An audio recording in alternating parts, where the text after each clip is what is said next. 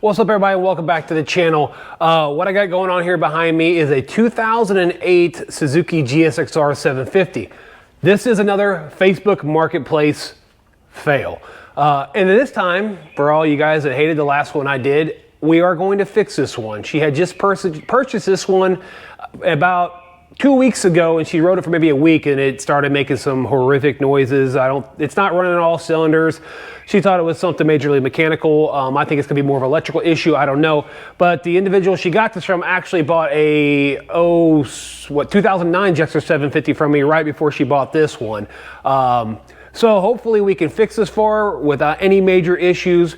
But again, for all the haters out there that complained about my last video about me not fixing something that's a Facebook Marketplace fail, and you're calling me that I failed. I run a business, and my job is to make money to support my family and try to make content to, you know, help you guys out a little bit. But I'm not going to waste my time or my money to make you guys smile. I'm going to take care of what I need to take care of here in the shop. And my customers, they tell me they don't want to fix something, then I'm not going to fix it. That's just the way it goes. I'm not wasting my time or money. Sorry if you guys don't like that, but hey, that's the nature of the beast. Deal with it. I really don't care either way. Easy to get along with, but comments like that, screw you, I don't care. But anyways, we're gonna jump into this 2008 GSX-R750. I'll start it up for you guys. We'll take a walk around, and that way you can hear what's going on. All right, like I said, this is a 2008 Suzuki GSX-R750. We'll do things like check her tires over, check tire pressures. I'm gonna tell the tires probably ran low on pressure. It's cupped out on both sides pretty good, and wear like that is usually the signs of low tire pressure and not taking care of those. We'll check over her brakes. You can see it's a little dirty, a little rusty. She has no lower on it. There is an oil leak out of what I call the figure 8 cover, where the starter clutch and gears the starter gears, reduction gears are. A lot of times the O-ring goes bad, and guys will try to use silicone to get that, but you can see it's got a small oil leak there. We have to address the chain. You go to roll this thing and the chain sounds horrible. Now check this out, all right? Let me get her kickstand out of the way. Check this out. That's me pushing that chain full force. Way, way, way too tight. Does it have any loose spots? I don't know. We'll have to see if it has kinks. It's definitely got grease on it. Again, we'll check. Tire feels a little low on pressure. We'll make sure all her blinkers and stuff work on this. It's got a Two Brothers Racing exhaust on it. Well, slip on most likely. But I know it does have a code C61. I think it's C61. That is for the California model ECU if it doesn't have the purge valve. You can run that ECU in a non-California model. I can't remember what year they quit making a California specific model for the EPA stuff, but you can run that ECU in a non-California model, but you will get the code C61 for the purge valve, I believe is what it is. So I'm gonna throw you guys back on the stand. We'll start this thing up really quick, let you check that out. Actually, let's walk to the other side before I do that. Let's double check her oil height. She said she changed the oil on this thing after she bought it. Oil is past the window, so that's gonna be a little high. I'll have to find out how much oil she put in here, but we'll check the coolant. We'll go over this thing. Like I said, she had just bought it for quite a bit of money. I think she said like $4,800, and I just sold that 09 that need a little bit of body work for $3,800. $3,800, and I had serviced that bike for 5 years. So it's kind of a bummer when the same individual bought that one for me sold this one to her, and apparently it wasn't running when he got it, and then it ran fine and sold it to her. Not saying that he did anything wrong, just saying that sucks about Facebook. You guys gotta be careful on those type of purchases. You can't run across crazy stuff like that all the time. And again, we are going to fix this one for all you complainers out there. So let's go ahead and fire this thing up, let you guys hear what it sounds like. You've seen a few of the other problems, and then we'll try to get this thing up and running for her, and hopefully it's just an electrical issue. All right, another thing is the horrible clutches on these. These cheap aftermarket levers do not work worth a crap with your clutch switches. It wears them out, it doesn't let them come out far enough. You gotta put the darn lever at full open, farthest leverage as possible to get it to pull in, so it releases the clutch switch so the thing will start. And you cannot take the clutch switch, eliminate them out of these newer models because it runs on a separate map. You pull the clutch in, it switches to a different map to help fueling and stuff at a stop. That way it doesn't fall on its face, it idles properly, all that. So when you get rid of a clutch switch, you eliminate that map, and then it never gets back to that idling map, or whatever, the idle map, or I guess what you call it, idle map. But anyways, now you can flash ECUs and fix those issues, but that's for another video, and definitely something I don't deal with around here anymore since I don't have a dyno in Southwest Missouri for myself. But again, let's go ahead and fire this thing up and see what it sounds like. Let's turn you back this way, and it does not sound very healthy at all. It has, let's see, 42,000 miles on it also. That's kind of a scary thing, but here we go. It's got, you can see it's got another regulator on it over here. It's been moved from the original spot up front to the side to help it cool a little bit better. They do go out when they were mounted up over here. But here, let's this thing sounds like real quick. If it fires up. May not even start.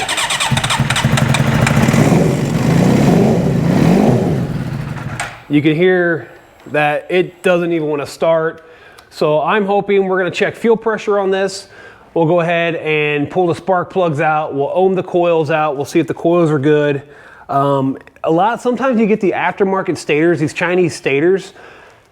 They don't work right in some of these models. I can't remember if this one has the pickup coil on the stator. It may be on the other side on the front. I can't remember without looking right now. But anyways, I've ran into issues with aftermarket stators. The Rick stators are pretty good stators, but I've seen guys have issues with those. I mean, things happen.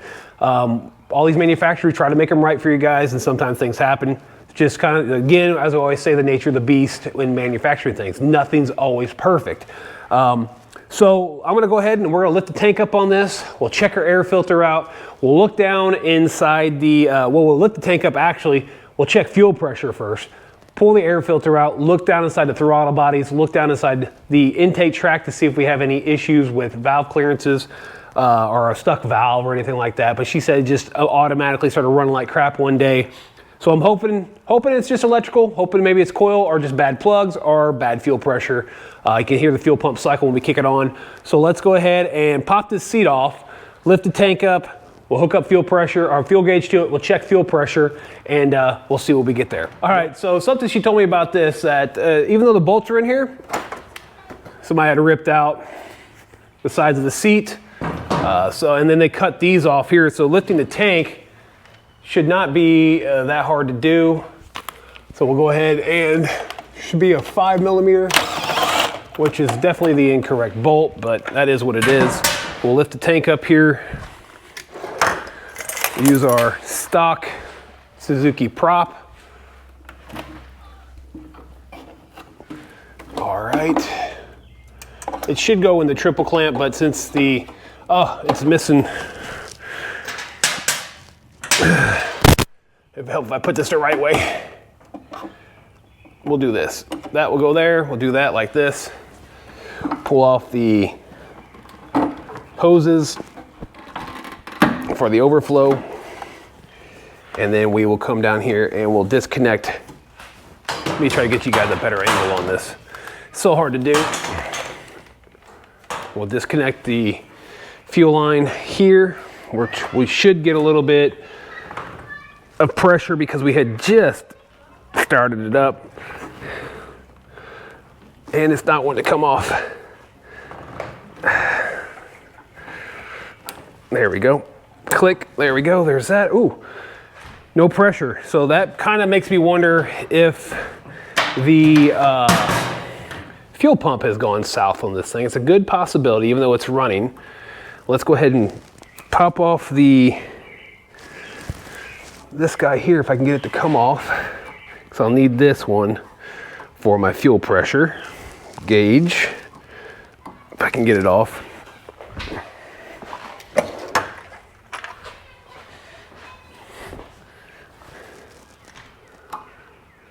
I wish I had some better lighting so you guys can see what's going on. So we'll get back underneath here, stick my head in the way, fight the fuel pressure connector here, apparently, that I'm never gonna get off for some reason. Ah, I hate that. All right, so let's,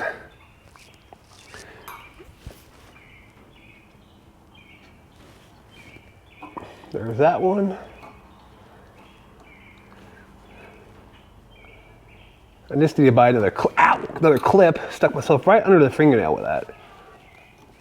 Trying to get it off.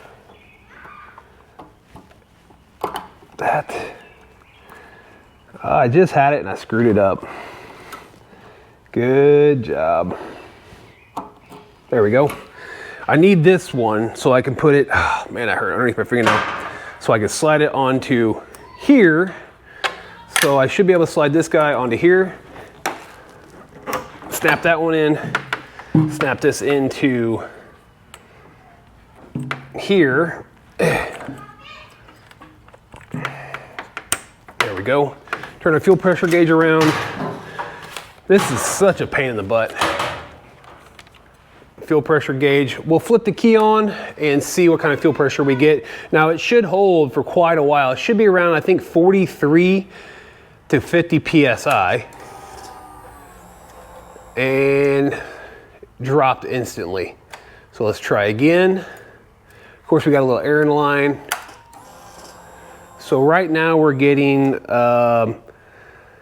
roughly 36 and it holds at 35, but it's slowly dropping. So we may have a fuel pressure, fuel pump issue. So let's try to fire it up and see what happens.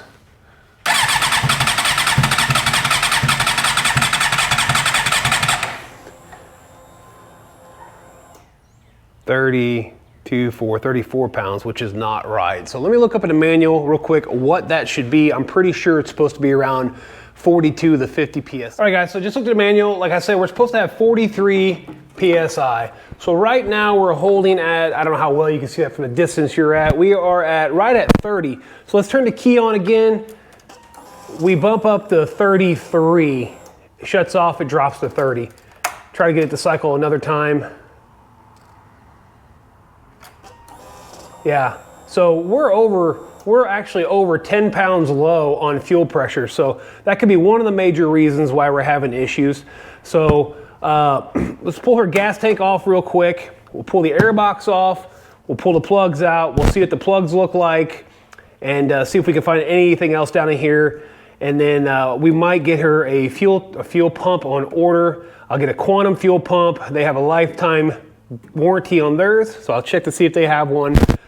So let's go ahead, let's get this tank off, get the air box off here, and then we'll go ahead and check the plugs to see if we got fouled plugs. All right, got the gas tank pulled off, basically this plug here and your fuel line that runs into it, the overflow lines, 5mm long, 5mm Allen head bolt here, 6x10, I'm pretty sure. But what I found is that basically so far the lower pieces that hold the air box on were not tight. So let's go ahead and get this tin out of here, which I gotta walk over here and grab a tin if it's still in here. There we go. Here's my tin. And around to the other side, because I was gonna take out loosen up those 3mm, but they're already loose. So let's go ahead and pop this one out. This is all one-handed here. It's a little tough to do, but I wish I had a videographer with me. It'd be great. Pull that out, pull that vent line off. We got, which seems to be water coming out of the top. So let's throw you back on this tripod real quick. Now that looks like a little water here, and this one is from the crankcase. So let's lift this up. We'll get the intake air temperature sensor, pressure sensor out. And the pair valve, fresh air intake out. Now look at that. That's water. That was water dripping out. Look at that. That's water. Why is there water coming out of top of that? Because that's where the crankcase vent goes in, right here. And that comes from the crankcase, and there shouldn't be water coming out of the top of that. So let's pull the air box cover off and take a look at the air filter inside. All right, so we got the air box top loosened up. Let's take a look. Well, I thought I did. What's going on inside here? Got a K&N. We could definitely see lots of debris over here on which would be number 3, number 4. That is not That's not good. I didn't even have you guys focus. Number 3 and number 4, there's all kinds of gritty debris. That really worries me about what I'm gonna find down inside this thing. This guy here should be turned a little sideways like so, not straight. K&N air filter, which is not held in by anything, no screw, nothing. Take it out, let's take a look. A little bit of debris, not horrible, but my biggest concern, let me grab a light. I don't know if you guys can even see that with the light in here. Thought, got some good high bay lights in here, but it just doesn't feel like it's doing well, but okay. So, look at all that debris. It's just tons and tons of junk inside here.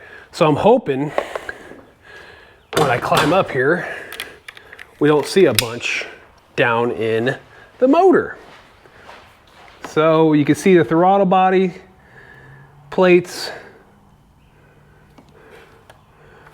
I'm worried about this one because it looks like it's got a little chip in it. Let's turn the key on.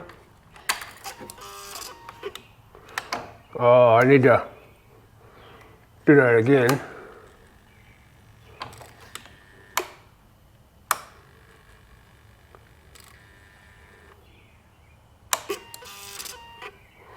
It didn't look bad on the inside. So let's see, I'm gonna go ahead and pull the coil wires off. We'll pull the plugs out, and of course I'll do that, you know, off camera, and I'll show you guys what I find as far as the plugs go. All right guys, so as you just saw, I got all the plugs out. I basically have the key off, flip the secondary throttle valves up nice and easy, look down in each one. They all look pretty good, really no debris or anything down in there, so I'm happy about that. Be careful with these, turn these back and forth. You can ruin the secondary throttle valve actuator. Again, when we come down here to the plugs, we got 1, 2, 3, 4. Number 4 is pretty ugly looking. I don't know how good the focus is. And then number 3 is kind of nasty. So I'm gonna put some new plugs in this thing. But the next thing I'm gonna do, I'm gonna go ahead and take my bore scope. Now this one I got off of Amazon. You might have seen it in previous videos. I'll leave a link in the description. I'm gonna drop my bore scope down into the cylinders to see if we can see anything going on down there. Make sure there is no issues with valves on the exhaust side, intake side, all that. And I'll put that together, and then once I go through it, I'll show you guys a little bit of what I find, if I find anything down inside there. All right, so here's my bore scope, guys. Again, it's an articulating one. It wasn't very expensive on Amazon. I can power it up here real quick. And then you have a light on it. And like I said, it articulates. You can kind of see, we're looking at my ugly face and everything else. So it takes pictures, it takes videos. So I'm gonna go ahead and drop this down into cylinder number 1. And I'll try to bring this back to you guys to see what it looks like. Actually, I'm gonna go into cylinder number, try to get it down here into cylinder number 4. That's gonna be a little tough, I think, with the angle. So we can see kind of how ugly that looks already. Let's see. Hard part is going to be get it down into the cylinder at this angle. So bear with me for a moment while I fight the good fight here of trying to get this thing down in there so I can get a look at this cylinder to see what the heck is going on. All right, so we're down in there. Definitely see a lot of carbon deposit on this thing. Let's see. You can definitely see a lot of carbon deposit. That's my light. Let's go down in there. Let's articulate this thing. Take a look at the sides. Ooh, that's a lot of, not sure what's going on there. Cross hatching looks pretty good. Definitely lots of carbon. It's kind of up on the stroke right now, so I may have to try to get it to go down on the stroke a little bit to get a look at the rest of the valves and everything. But you can see the cylinder walls look good. Lots of carbon debris on the top. I'm touching the piston now, rotating. Definitely lots of carbon, lots and lots of carbon. So I think we're gonna be okay there. I'm gonna go ahead and inspect the other 3 without you guys and let you know what I find. All right guys, so we just replaced the spark plugs here. I went with CR8Es. You have the option of 9s and 10s, but let's see if the plugs cure this problem or not.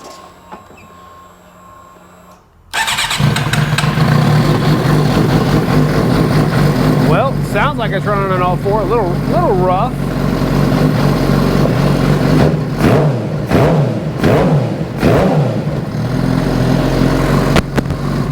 Sounds like it's running on all 4 now, so you know fuel pressure's still kind of low, but let's go ahead and put this thing together, take it for a ride, fix that chain, and then we'll address the fuel pump problem if it doesn't ride correctly on the street. All right guys, so we got the bike back together. I adjusted the chain. It is adjusted at the tight spot on the chain. So if you got a kink in your chain, you always want to adjust it where the tight spot's at. But like I was saying before about this cover over here for the starter reduction gear, what my suspicions were that somebody tried to silicone it, and it's absolutely correct. So I got to clean all that up, see if I have another O-ring laying around here, put that back on, make sure that seals back up. Then we'll take this thing for a ride. I'll throw the GoPro on my helmet, try to get a good view. I'll check tire pressures, I'll check the brakes, I'll check all that stuff to make sure that's good, and then we'll take a ride and see how this thing runs. All right, tire pressures are set, brakes have been checked. This lever definitely needs a bushing in it. You can see the play in that thing. I do not have one. But I also forgot I need to do her grips also. These were zip tied on, so I gotta glue these back on. Let's walk over here to the throttle side. Got a little bit of the play. The throttle cable is actually adjusted all the way out, so it needs to be adjusted on the throttle body. But here we go. Let's see if we can't get this grip just to come off. I mean, that's a really bad glue job. Really bad. So I'm gonna go ahead and glue these back on real quick. Eventually we'll get out there. We'll check all the brake lights, tail lights, horn, blinkers, all that stuff to make sure it is legit to pass inspection here in Missouri. That way she is safe on the road and she doesn't run into any issues down the street. So I'm gonna glue these back on, and then hopefully I don't see anything else and we'll be able to take it for a ride. All right guys, let's fire this thing up and take it for a little ride.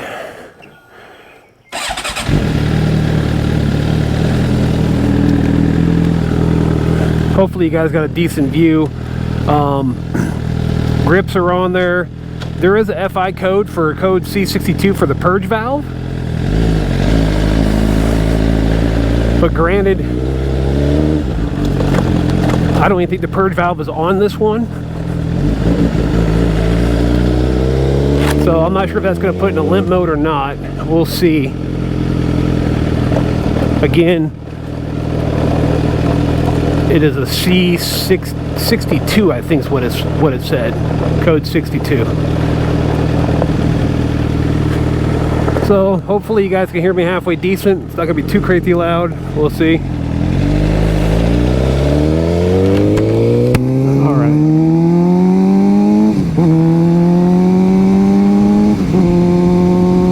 Feel like it's running normal. I know it's gonna be a little windy. I did get a new KYT helmet this last weekend from the racetrack from our sponsor KYT. Super shout out to those guys. Pretty pumped about that. Full carbon, white and black. It's really nice. So hopefully I have the GoPro set up. Get a new chin mount for that one. Hopefully I have all that on the next video, so it's not so loud. But the bike feels like it's running good. Again, like I said, I do have that purge valve for the California model emission stuff. I'm a little tentative on her bike because I don't know it that well. I'm tentative on all customer bikes. I should have my pants on and my jacket on, but I'm being an idiot and don't. So like I said, I hope you guys got a good view. Just taking the same route we always do.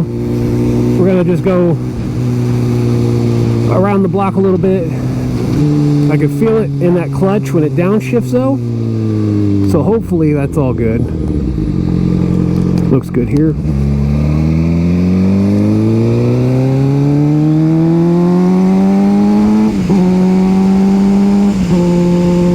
Bike feels good, chain feels good. Sounds good.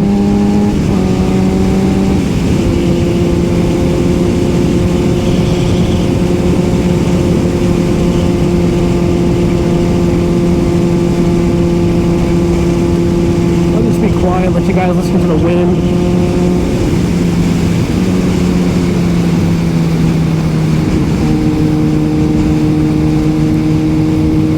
Definitely not a long ride, just a quick short one to make sure everything feels good. Hopefully should be able to come by tonight, pick it up before I head out in the morning to Brainerd, Minnesota for another race with Moto America Superbikes and Warhorse HSBK Ducati.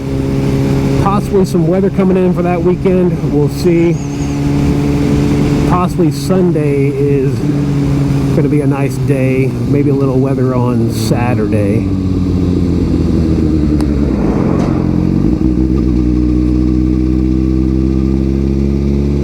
But again, this video will probably be out way after I get back from that race.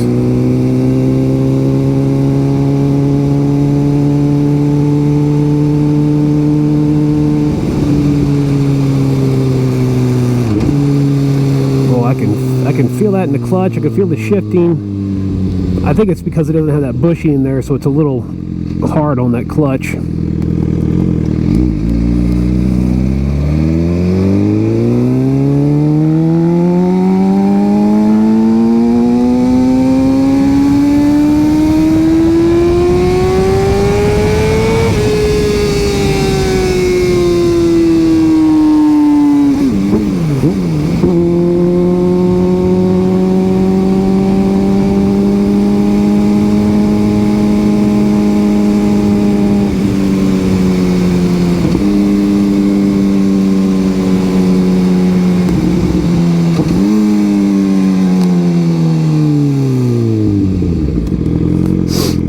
Everything feels good, accelerates well all the way through all the gears. I'm sure my neighbors are loving the sound of it right now though.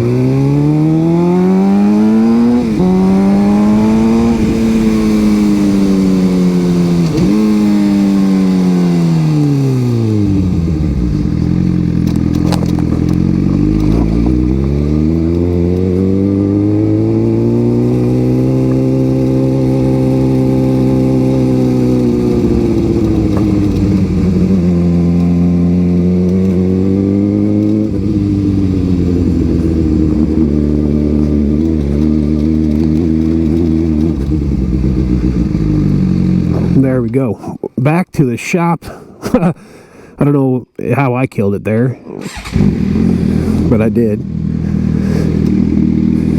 Back in the neutral. Boom. Out. Done. All the other wonderful stuff in the shop. You guys can see we got that extended jusr again. Broke some bolts on the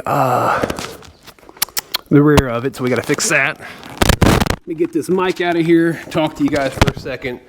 So that's a pretty easy fix as of right now. We'll see what happens in the future if it fouls out more plugs, but you look down inside the cylinders, definitely full of carbon. I probably annoyed my neighbor just now coming through there pretty hardcore to high RPM on that bike. I think they're all leaving anyways, or they're possibly going inside with all the people they had over.